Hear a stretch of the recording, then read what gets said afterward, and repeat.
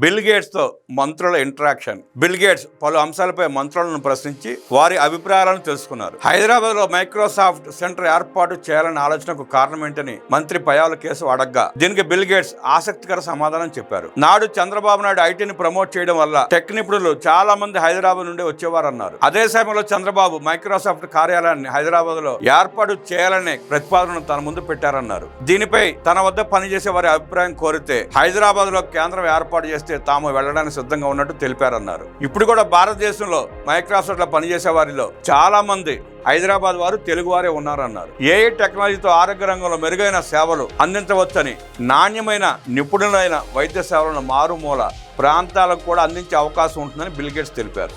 Senior IPS అధికారి బాబు అడిగిన ఒక ప్రశ్నకు సమాధానంగా ఏఐ రాకతో ఉద్యోగాలను పునర్నిర్వచించాల్సిన అవసరం ఉందని గేట్స్ అభిప్రాయపడ్డారు.